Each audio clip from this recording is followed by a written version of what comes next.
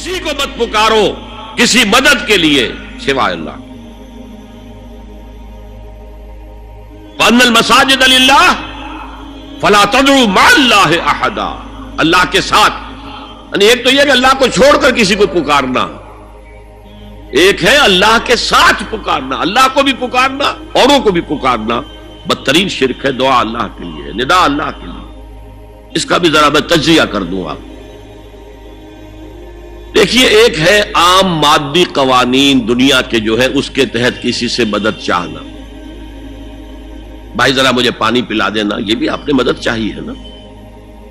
حضور کے بارے میں تو آیا ہے کہ آپ اتنے خوددار تھے صلی اللہ علیہ وسلم کہ اگر سواری پر ہوتے تھے اور آپ کا کوڑا نیچے گر جاتا تھا تو کسی سے یہ نہیں کہتے تھے کہ یہ کوڑا مجھے اٹھا کے دے دو، بلکہ خود سواری سے اتر کر کوڑا اٹھاتا تھا.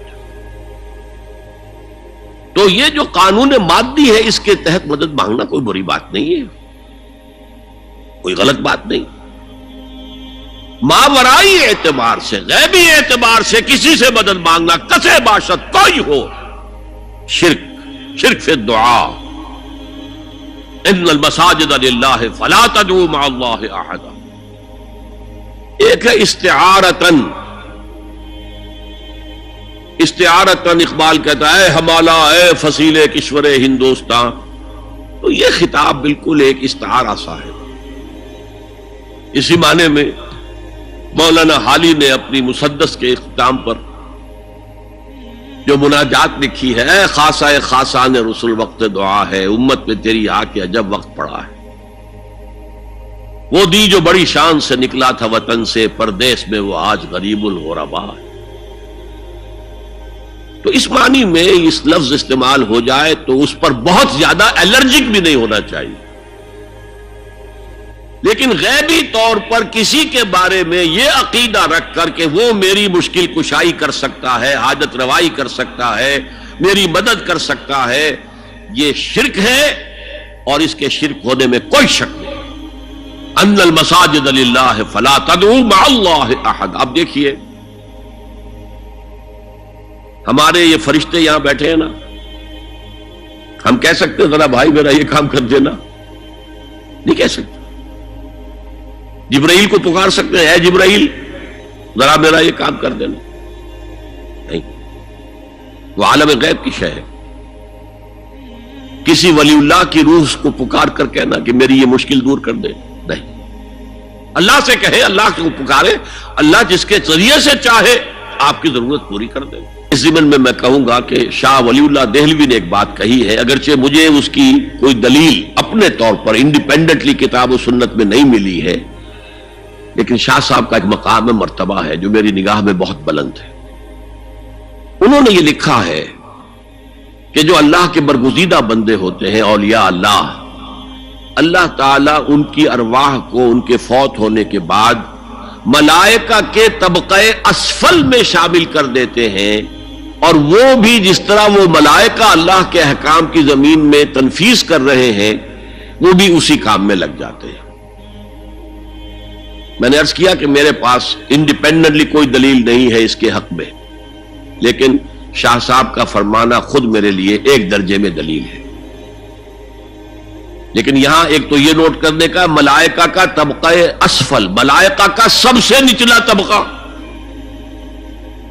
اور اللہ کے حکم کی تنفیذ کرتے تو فرشتے کر رہے ہیں، وہ بھی ہو. ہمیں سے کیا غرض ہے؟ ہم نہ فرشتے کو پکار سکتے ہیں اور نہ کسی ولی اللہ کو پکار سکتے. پکارو اللہ کو. قال ربکم ادعونی استجب لکم ان الذین یستکبرون عن عبادتی سیدخلون جہنم داخرین. تمہارا رب کہتا ہے مجھے پکارو، مجھ سے مانگو، میں تمہیں دوں گا، تمہاری دعا سنوں گا، قبول کروں گا. اور جو بربنائے تکبر مجھ سے نہیں مانگتے وہ جہنم میں داخل ہوں گے، ذلیل و خوار ہوگا. حضور نے ایک بات مجھے متن یاد نہیں ہے بہت پیاری فرمائی.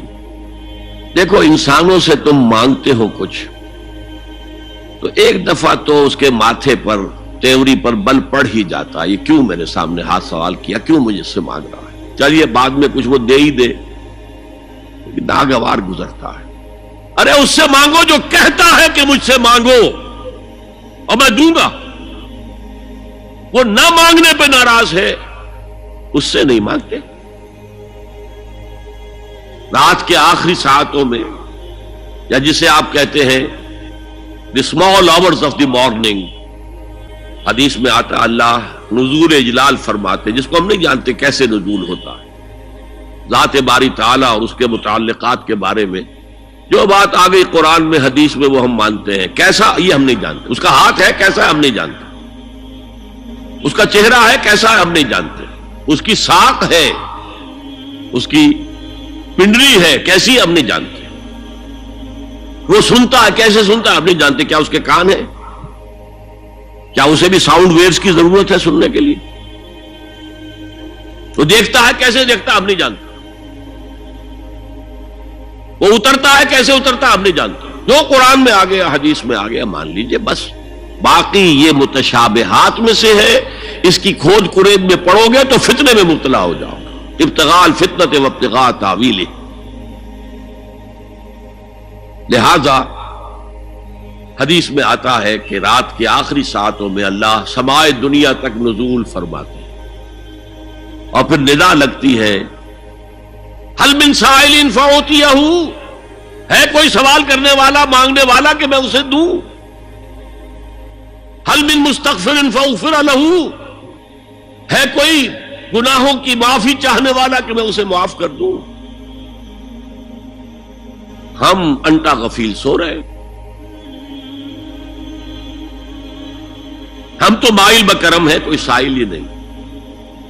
راہ دکھلائیں کسے؟ رہنم منزل ہی نہیں. راہ کسے دکھا؟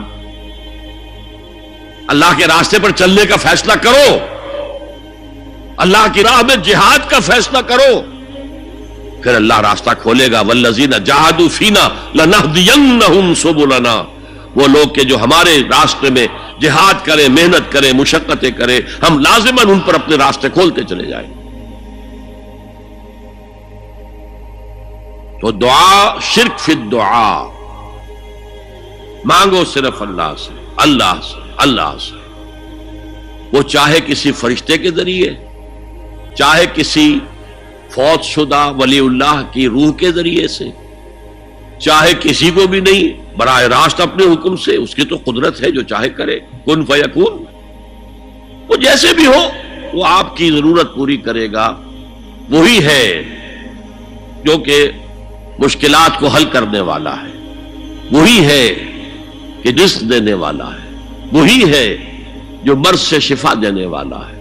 پکارو اسی کو، مانگو اسی سے.